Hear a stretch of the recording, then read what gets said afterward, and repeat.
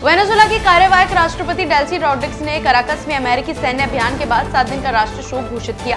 इस दौरान देश भर में सरकारी कार्यक्रमों और उत्सवों पर रोक रहेगी। सरकार ने इसे जनता के लिए दुख और एकजुटता का समय बताया। देहरादून में सेमिनार में मुख्यमंत्री पुष्कर सिंह धामी ने कहा कि राष्ट्र की रक्षा सिर्फ सेना की नहीं बल्कि सभी नागरिकों की जिम्मेदारी है। उन्होंने बताया कि सीमांत क्षेत्रों में विकास और नवाचार से सड़क, नेटवर्क और आधारभूत सुविधाएं मजबूत हुई। इससे न केवल लोगों का जीवन आसान हुआ है बल्कि पर्यटन, व्यापार और सामरिक दृष्टि से भी प्रदेश को मजबूती मिली। दिल्ली विधानसभा के शीतकालीन सत्र के तीसरे दिन भाजपा विधायकों ने विरोध प्रदर्शन किया। उन्होंने आप नेता आतिशी से गुरु तेग बहादुर पर दिए गए बयान को लेकर माफी की मांग की। इस दौरान सदन में हंगामे का माहौल रहा और कार्यवाही प्रभावित हुई। भारत ने वेनेजुएला की हालिया घटनाओं पर चिंता जताई है। विदेश मंत्री डॉक्टर एस जयशंकर ने सभी पक्षों से अपील की है कि वह देश की जनता की सुरक्षा और भलाई सुनिश्चित करने के लिए मिलकर काम करें। उन्होंने कहा कि स्थिरता और शांति ही जनता के हित में है। गुजरात में मुख्य सचिव मनोज कुमार दास की अध्यक्षता में राज्य स्तरीय जनगणना समन्वय समिति की पहली बैठक हुई। बैठक में जनगणना 2027 की तैयारियों जैसे रणनीति, प्रशिक्षण, सीमाओं का निर्धारण और जनगणना कर्मियों की नियुक्तियों पर चर्चा हुई। मुख्य सचिव ने निदेशालय की तैयारियों और प्रयासों की सराहना की।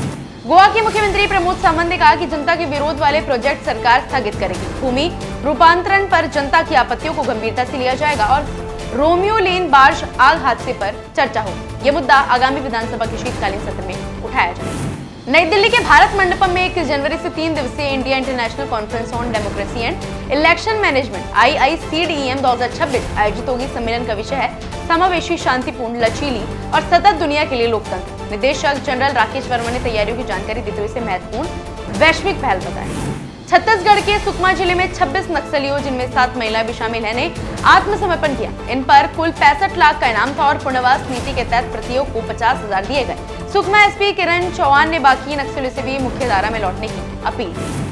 भोपाल में मुख्यमंत्री मोहन यादव ने बताया कि केंद्र सरकार ने राज्य को 6 माह में नई योजना बनाने के निर्देश दिया है। मनरेगा के तहत रोजगार गारंटी 100 दिनों से बढ़ाकर 125 दिन कर दी गई है। उन्होंने कहा कि कौशल विकास और उद्यमिता से जुड़े प्रावधानों में भी बड़ी संभावित लाभ होगी।